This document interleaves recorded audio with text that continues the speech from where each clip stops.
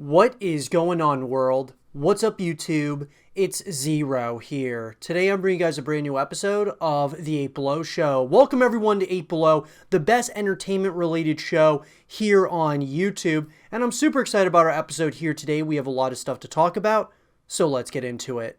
I want to take a trip down memory lane, guys. Do you remember a team called AE7 Sniping? This is a team, guys, that really hasn't been around for a long time. Let's put it that way. They ended back in 2013, and it's crazy to think it's been that long since this team ended.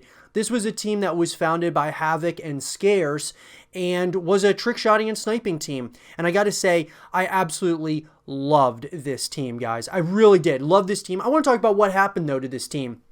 We can look on their YouTube channel, and you can see that the last time that they uploaded was 6 years ago, guys. They accumulated over 83,000 subscribers. I actually think they got pretty close to 100K before they ended, I believe. But nonetheless, they were one of those teams in the community I believe should have never ended. I think they should have continued. I think it could have been something incredibly special. Now, I want to talk, really what happened here. Obviously, guys, when you're talking 6 years ago, that this team ended, it actually ended, in my opinion, during the prime of the trick-shotting and sniping community. It just was, in my opinion. I thought that it was kind of like that prime of the trick-shotting and sniping community, and it ended, and look, the way I see it, guys, is that this team ended for a couple of reasons. If we go to their About page, you can see Alternative Elite Team, and that's what AE7 stood for. AE7 has officially ended as of July 29th, 2013. There's been so many great memories and friends that have come out of all of this. We hope this team will never be forgotten. And it says, no one has permission to restart AE7. If it's ever restarted, it will be on this channel only. And so, like I said, guys, this team was started by, Scarce and Havoc. There were a number of other guys, of course, a part of the team. If you go to the AE7 roster or the Hall of Fame, you can see all the different people that were a part of this team that ended up moving on to, really great teams, guys. A lot of these guys aren't actually in a lot of these teams anymore. Some of them have ended, like SB or, of course, Darth and Dare. But, guys are, a lot of these guys moved on to bigger teams in the community. Hateful was obviously probably their most popular, that being him going to FaZe. Now, Scarce, of course, guys, he moved on to SB, but then he ended up going to Obey, to Red Reserve, and then he ended up just going solo. And Scarce is obviously the most popular person to come out of AE7, but they had a really good Hall of Fame. When you look at it, all the guys who went to, Soar or Dare, DZ, SB, Darth, DZ. It's crazy to see all of that. And guys, I honestly miss this team a lot. Do I think that they'll ever come back? It's hard to say. But really, what happened here? Well, I think, guys, that it was kind of like a change of the times almost. AE7, when it started, was in this time where the trick-shotting and sniping community of Call of Duty was really starting to ramp up, and ideally, I think a lot of people out there didn't think that trick-shotting and sniping was going to last forever. It was going to be something that was only for a period of time, especially when we saw that after Black Ops 2, really, each Call of Duty that came out after that really wasn't a great trick-shotting and sniping Call of Duty. You had MW2 and Black Ops 2, which were the two, that was the prime of the trick-shotting and sniping communities in Call of Duty. And then you could say that Advanced Warfare, when that came out after Ghosts, that it kind of rejuvenated what people were excited about, because you could jump really high in the air, was really good for trick-shotting for a while, but then even people ended up going back to the older CODs once again. And you can only do that so much until, a lot of these teams just felt that, they didn't want to continue going in that direction. Now, could AE7 have become something really special, like an esports team, or, evolve to Fortnite and other games? Absolutely, guys. I just think they ended too soon. Now, one of the big reasons I believe that this team ended the way in which it did was because Scarce was more focused on what he was doing on his personal YouTube channel. He was focused on SB at that point in time when he went to SB and was a leader for them for a while.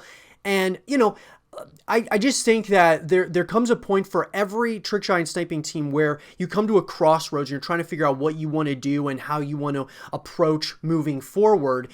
And I think with AE7, it's no different. I think it was just one of those teams that they decided to end because all of the players, or a lot of the players and a lot of the leaders especially, were kind of moving in other directions, and they didn't have the time for, AE7 anymore. They were focused on their own brand, on their own, on the team that they were currently in. But all these, a lot of guys from AE7 moved on to other, bigger and better teams. But do I think AE7 should have continued? Absolutely. Do I think that it could come back at some point? It's hard to say, guys. I don't feel that Scarce is going to restart this team.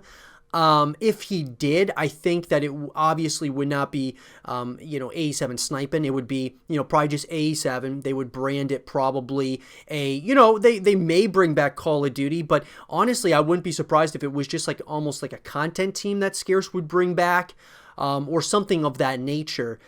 I don't think that they would ever restart AE7 on this channel.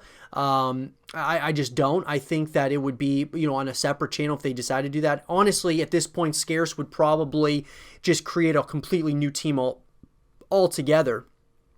And I mean, guys, this channel was started in October of 2011. So it was only around for, 2 years. I mean, not even 2 years, guys, until AE7 ended.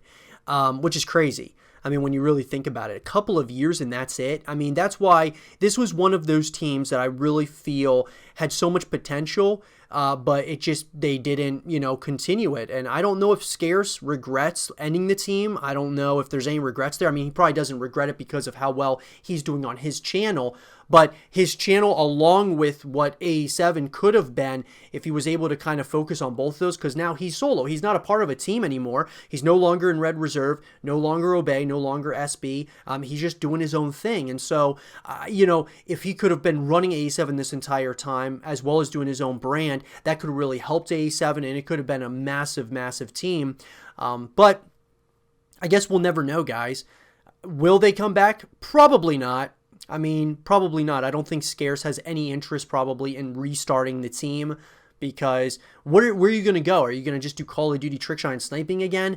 I mean, the thing is that I do think the Phase 5 has rejuvenated that community, but at the end of the day, I don't see them ever bringing this team back in the way in which it started. It would have to be something different, maybe as Call of Duty ties, but it would also be, everything else like Fortnite, a bunch of other games, and content. A content team would kind of make a lot of sense to me. But let me know, guys. I was just kind of reminiscing about the past, of AE7. I mean, there's a lot of teams out there, guys, that I definitely want to talk about. What happened here. AE7, very well known for, their Soar With Us that came out 8 years ago, guys. That was the Soar With Us where teams would actually do dual cams with larger teams. So like AE7, they would put a response together to try to do dual cams with SOAR. I believe they did actually do that, which is awesome.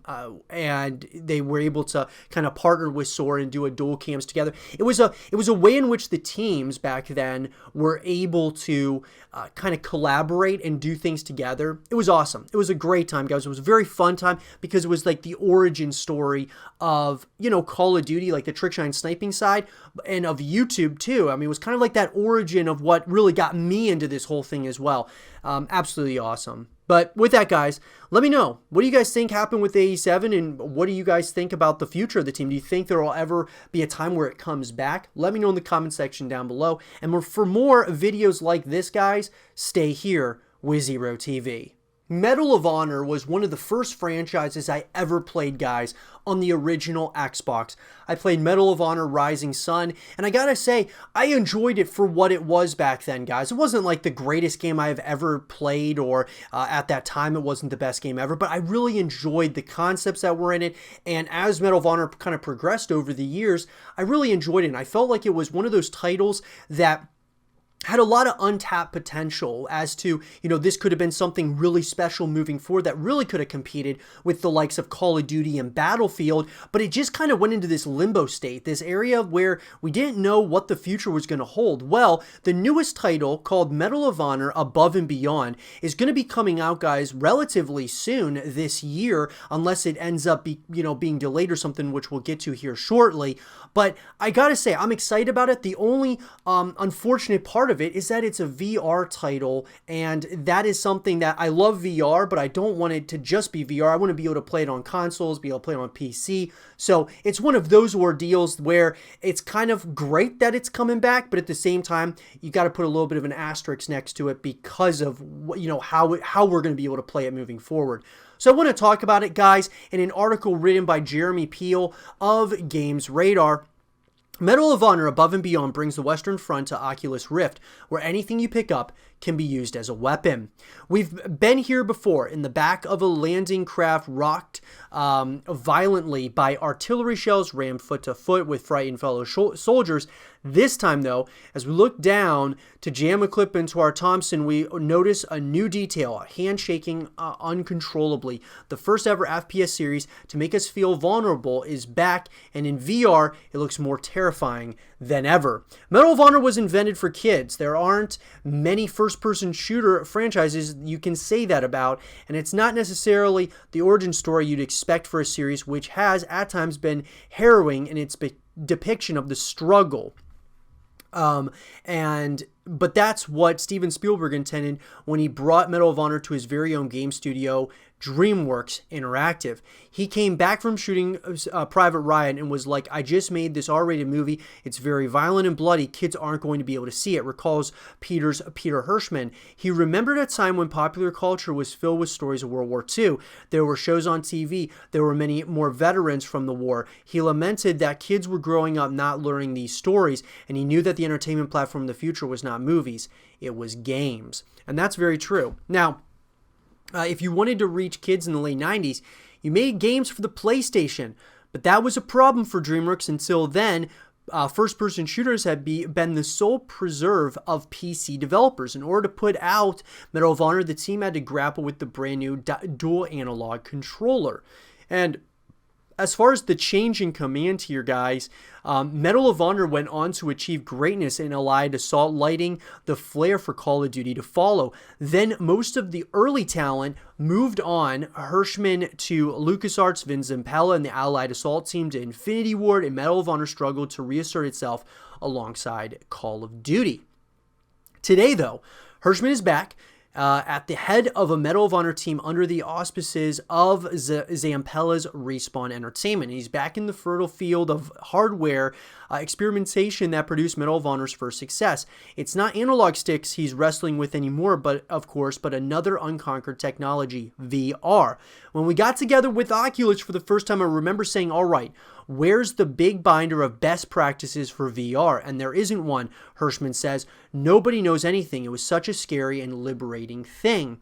In the 3 years since then, VR has become a little less of a hinterland. Half-Life Alyx in particular was a landmark moment for the medium, but it's worth remembering that developers have come to their own solutions independently. Now look, Half-Life Alyx, I've said this before, I'll say it again. Fantastic experience. But what a travesty that it was not on, consoles as well as PC. I will not understand that, guys.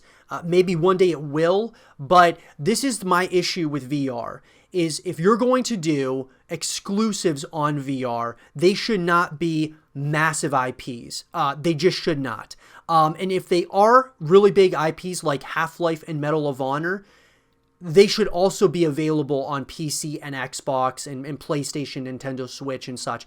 There is no reason that they should not have that. I understand that the experience on VR may be better, but you're really limiting yourself when, not everybody has an Oculus. Not everybody has, the Valve Index or whatever it's called. Not everyone has those things, and so I understand that there's this idea that they are going to push more sales for VR. I don't think it's really there yet, though. VR is not there yet. Not everyone has a VR headset. The day that the consoles decide to sell a VR headset with the console, like for example, when the PlayStation 5 comes out, if we get an Oculus Rift with it when we purchase it, or with the Xbox Series X, we get a brand new VR headset with it, then it justifies it because everyone's going to have access to them at that point. But we're not there yet. And so Half-Life Alyx, I was very critical that it was only going to be on, VR. I'm going to be very critical about Medal of Honor being on VR as well, because I think it's a travesty that you're limiting the amount of people that are going to play the game because you're going to only put it on, VR. It's bad enough when games are only exclusive to one console or another, but at least, it's kind of everyone out there has a console pretty much. All of us gamers have one of the consoles or multiple consoles like I do. But VR, I just don't think it's there yet. There's not enough games yet that make it really a solid buy to buy it, like justify buying a VR headset at this point.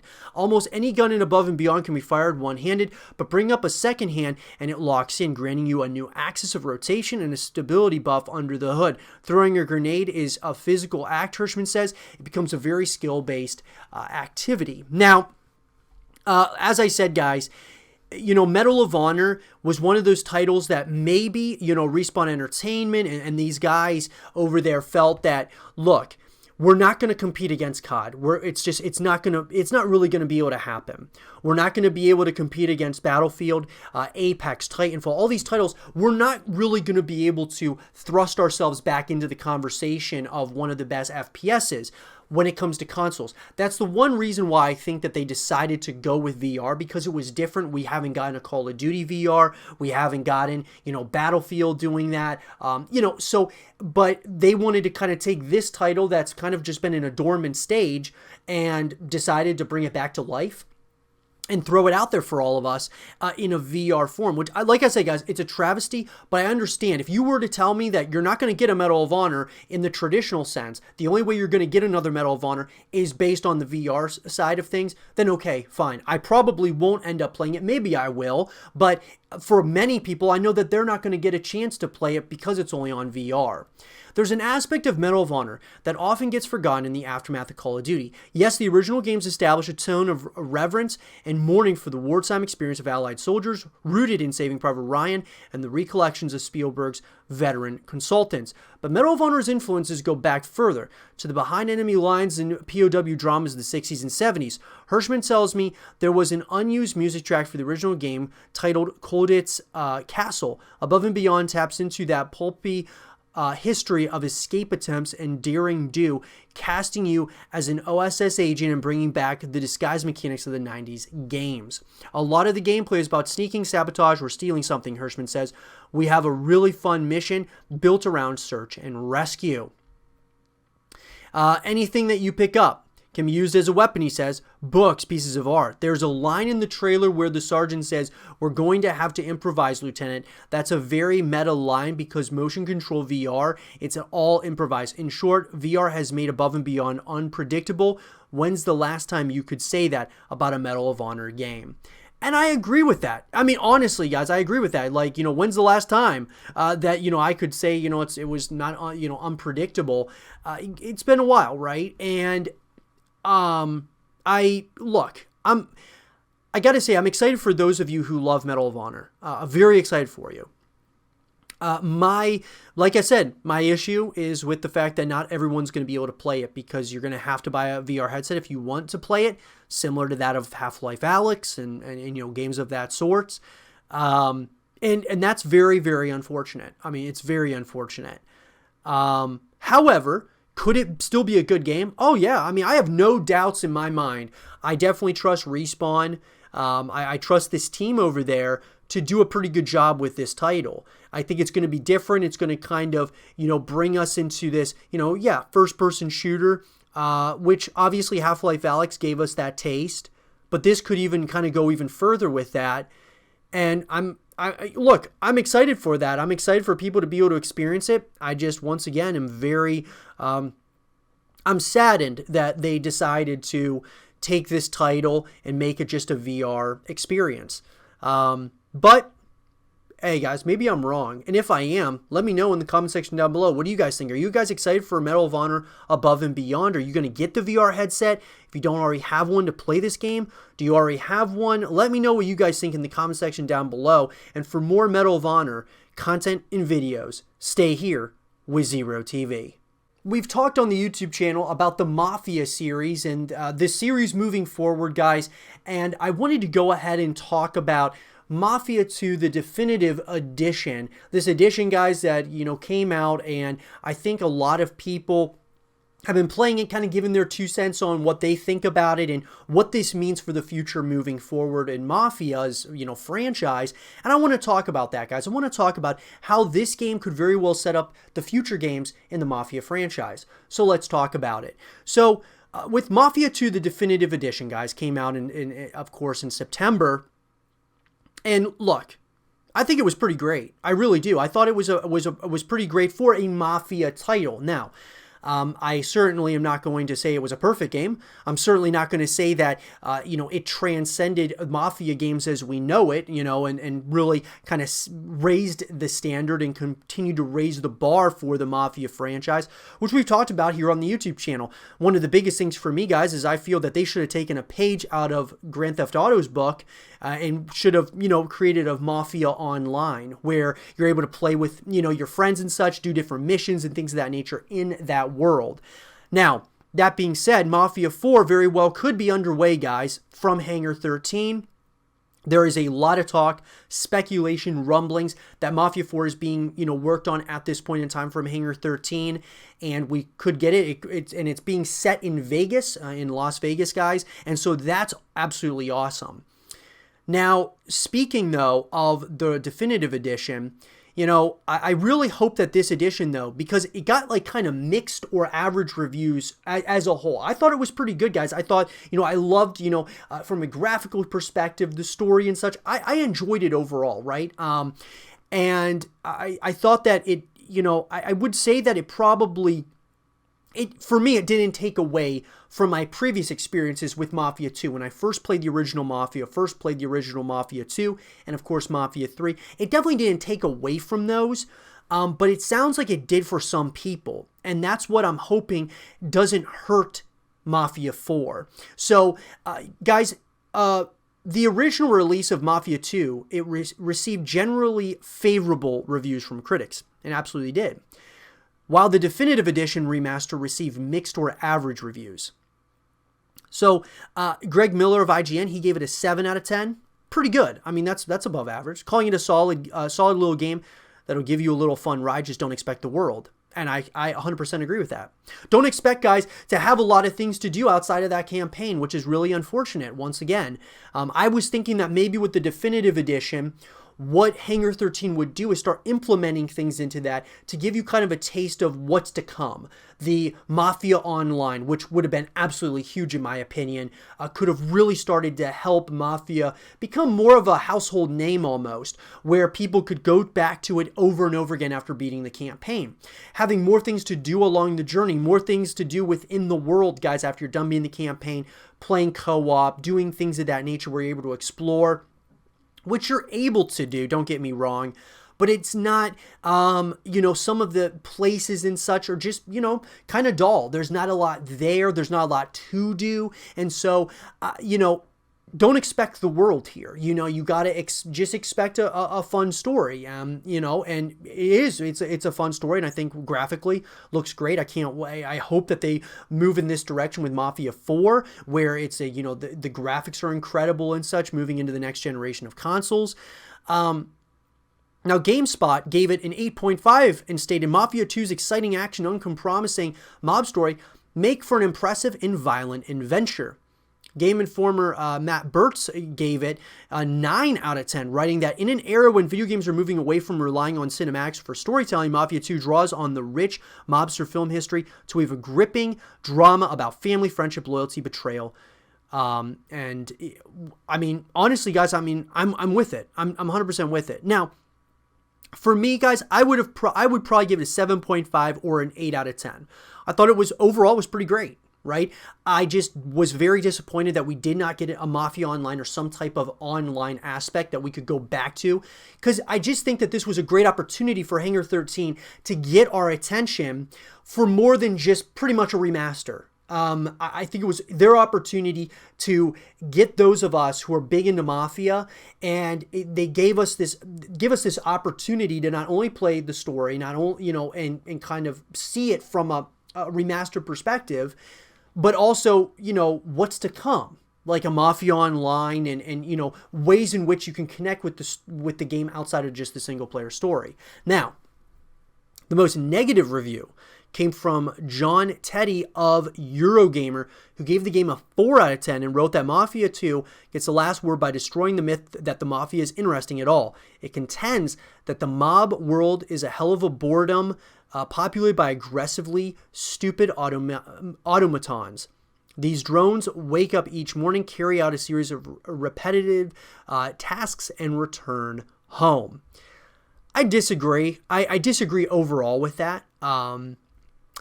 Overall, I really do. I don't think that they destroyed the myth of the Mafia. I do not. But Mafia 2, guys, was my favorite Mafia game to date. And I thought that this did not take away, for me personally, didn't take away from the original playthrough. Now, sure, it didn't elevate it in a massive way because we didn't have other ways to connect, like online and all of those things. But I don't think it hurt my experience, my first playthrough with Mafia 2 when it originally came out.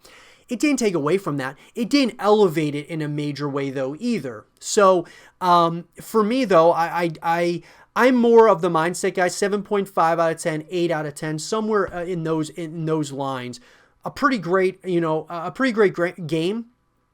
I just don't think that Hangar 13 took enough chances here. I don't think that they took made enough, put enough content in there for us to take in outside of really the story. So what does this mean, guys? What does this mean for the future of this franchise? Do I think it's going to set up Mafia 4? It's hard to say. I mean, it doesn't really feel like they tried very hard to set up Mafia 4, if that's what they were going for. I feel that if they would have, put in a Mafia Online or some multiplayer modes, some co-op modes, things of that nature, they could have given us this idea like, okay, they want us to keep coming back to this game.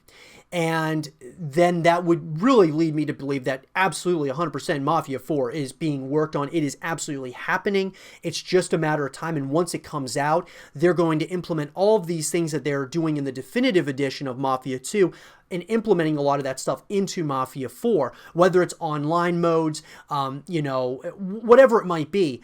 I just feel that you need a full package for an IP like this. When we're talking AAA titles, guys, that are coming out of these developers and these studios, it needs to be a full package. That meaning a single-player campaign, co-op modes, and multiplayer modes to justify a $60 price tag. It just is, in my opinion. Unless there is so much content within the game after you're done playing it. There's a ton of endgame content. There's a lot of, DLC that comes out that is like free DLC or whatever the case might be. There has to be consistently, in my opinion, there's got to be a consistency of new content coming in for us to be able to take in. Otherwise, people are just going to move on to other games.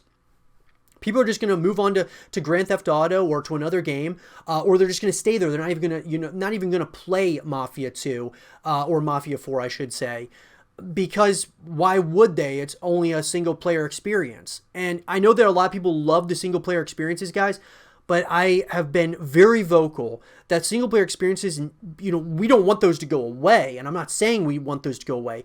I'm saying that if you want to justify a $60 price tag where people are really watching their money and where they're going to be spending it, I think that you have to have a full package. You have to really entice people to buy it, not just for the campaign, not just for the multiplayer, not just for the co-op, but the entirety, the totality. Unless it's going to be a free-to-play game, which Mafia 4 I highly doubt is going to be a free-to-play single-player campaign.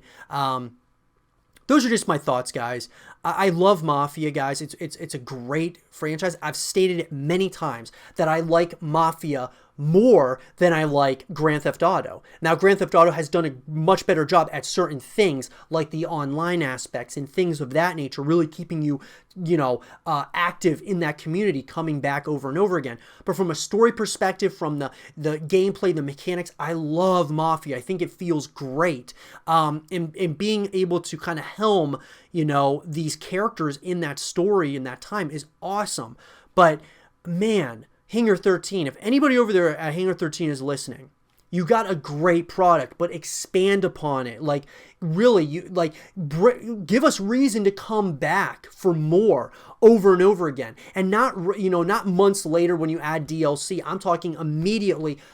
After I'm done playing that story, I'm able to do a bunch of other side quests. I'm able to play, multiplayer with my friends, whether it's against waves and waves of enemies, against, PvE elements, or PvP, where you're in like Mafia Online, this big setting, this sandbox where you're able to traverse the world in many ways. Give us those options. I think it would really help move Mafia into an incredibly positive direction. It would keep people very active, because already, guys, the game's been out now for not very long, and it doesn't get very much viewership on Twitch or anything. And that's because it's just a story, and once you see that story, once people watch that story, they end up not coming back to watch it again. And so it's just, there has to be more content put in. And, I think Hangar 13 has something very special here. It just needs to be evolved over time. But with that, guys, I would love to hear your guys' thoughts on this. Let me know in the comment section down below. What do you think about Mafia 2 Definitive Edition? What do you think? Does it set up the future of Mafia games, or does it not? Let me know in the comment section down below. And for more Mafia content and videos, stay here with Zero TV. Cyberpunk 2077 is one of the most anticipated games of the year for many people. I'm one of those people who's really excited about this title. I want to talk, though, in this segment of the show about everything that we know now about this game as we're getting closer and closer, guys, to that release date. So let's talk about it. In an article written by Steven Mesner and Tyler Wilde of PC Gamer, of course, Cyberpunk 2077, the release date, trailers, everything else that we know. Cyberpunk 2077 is the next RPG from CD Projekt Red, and it will be both extremely similar and extremely different from our much-loved The Witcher 3. Unlike The Witcher, Cyberpunk 2077 is a futuristic world full of tech in a huge urban hub. Cyberpunk 2077 looks to be a massive game in which you can drive around in and outside of the city and call your car like Roach in The Witcher 3, explore buildings, and hack, shoot, or negotiate your way through a main story involving Keanu Reeves, who plays a dead rock star Johnny Silverhand. Originally, Cyberpunk was supposed to have released by now, but CD Projekt Red delayed it back in January. And then again, more recently, Cyberpunk 2077 is now scheduled for a November launch. In the meantime, we've dug through what feels like a decade of announcements, interviews, and demos to bring you all the important details. Cyberpunk 2077's release date is November 19th, 2020. So guys, obviously you got to take these dates with a pinch of salt, right? Obviously, I don't think they're going to change it at this point. I hope not. I don't believe they're going to change the release date again, but with the ever-changing landscape of what the current state of the world, you got to kind of take it with a pinch of salt. There's a possibility it could get pushed back even further because of marketing, because of, whatever the case might be. But think of November 19th as, it's coming up, right? And it's going to be available on PC, PS4, and Xbox One. Now, on PC, it'll be on Steam and GOG, and will release on Google Stadia at some point as well. Now, it was originally going to be released on April 16th, but CD Projekt Red announced in January that it needed more time to finish playtesting, fixing, and polishing. So, you know what? When you delay these games, I think, personally, I've stated this a lot, guys, on the channel, that when developers, I feel like they shouldn't give you a release date until they actually, fully know that they're going to be able to meet that deadline or that release date. Just wait until, don't get our hopes up and then you end up delaying it. This happens way too much in the gaming industry. It's happened recently because of the pandemic in the film industry as well, but that's because of a once-in-a-100-year pandemic, guys. I mean, that's why they're doing this. Now, there's delays at times with movies, but it's nothing like gaming. video games, guys, get delayed so much, especially the big AAA titles. It's wild. And that really needs to be looked at, and something that I think that people have to be held more accountable as far as developers and such. They try, you can kind of keep those dates in your own mind as we're trying to hit it on this at this point. But if things change or something, you don't have to even state when it's going to be released. Give it a year. Don't, give us a year of when it's releasing. Don't give us a specific date unless you're definitely going to hit that date. What is Cyberpunk 2077? So an open world sci-fi RPG from the creators of The Witcher 3. Can you create a character? Yep, it's similar to the Mass Effect series in that respect. What's the combat like? It looks like there are lots of conflict resolution options, talking, hacking, sneaking, but Cyberpunk 2077 is at least in part a first-person shooter. Can you do a non-lethal run? Yes, this wasn't always true, but after feedback in 2018, CD Projekt Red gave pretty much every gun a non-lethal setting. Who is Keanu Reeves' character? Reeves is playing Johnny Silverhand, a well-known character from the original 1988 Cyberpunk tabletop game. Okay, we got gameplay, guys, of course. You guys can check out all of that stuff. As part of the unveiling of NVIDIA's new 30 series video cards, the company showed off a brief glimpse of Cyberpunk 2077 running with all the bells and whistles. With ray tracing, DLSS, and a bunch of other settings cranked up, it's going to look very good, and I 100% agree with that. It absolutely looks awesome. During the second Night City Wire, CD Projekt Red showed off a new Life Paths trailer that further introduces the 3 origin stories you can choose for V. They also showed a weapons trailer that details the 3 gun types and some of the melee weapons available.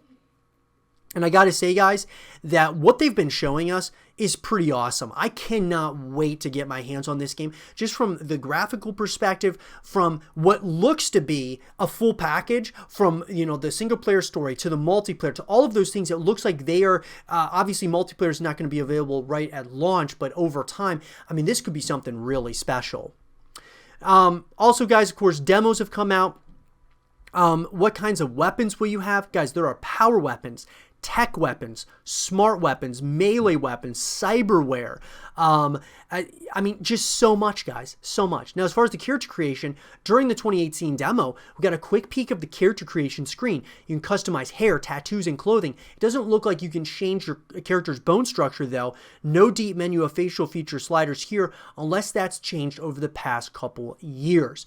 The recent hands-on previews unveil more skin, hair, eye, ear, scar, and tattoo options, plus multiple, we're not going to go there, but a lot of different types of, ways in which you can customize your character.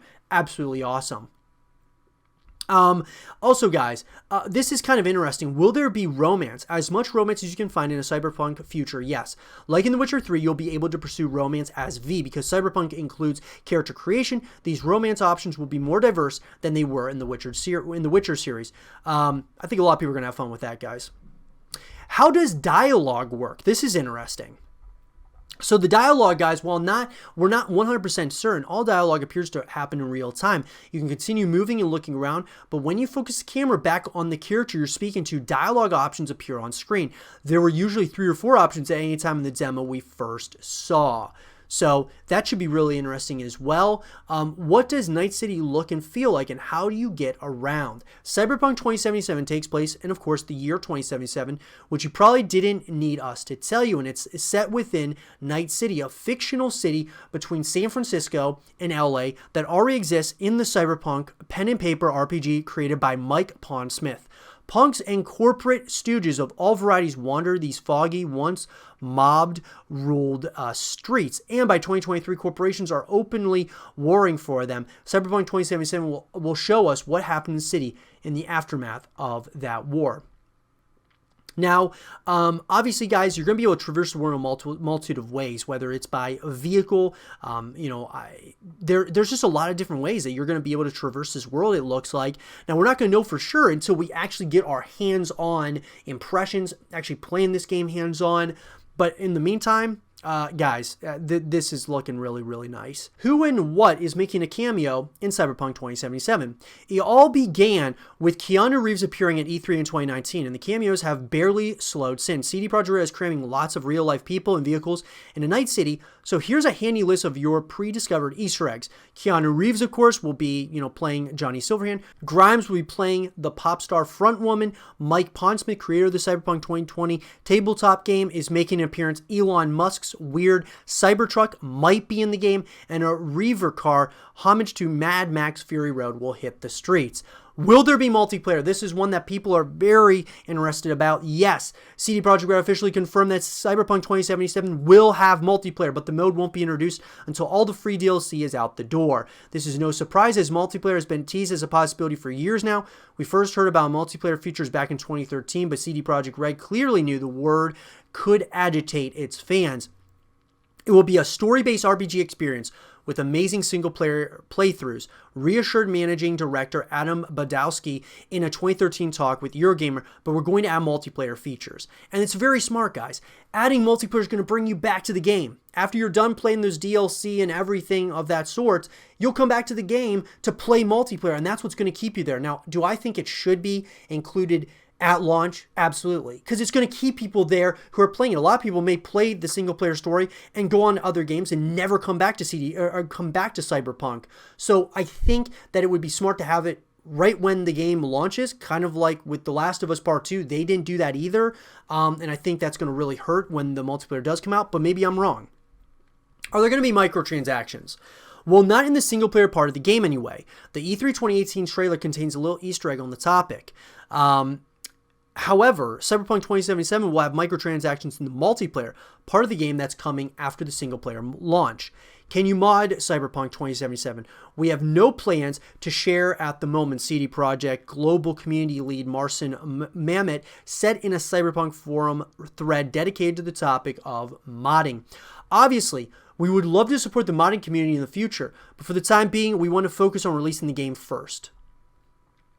So, of course, guys, there has always been talk of crunch, that being when, before a game comes out, the developers are, putting in incredible amounts of hours into the game, which is kind of similar to that of what happens in the film industry as well. They put in tons of hours before the movie comes out, and that's just kind of what happens. You put in like a lot of work, a lot of time before it comes out. But there's a lot of people that are stating that their crunch is not a good thing, obviously for many of the people that are working on these games and such.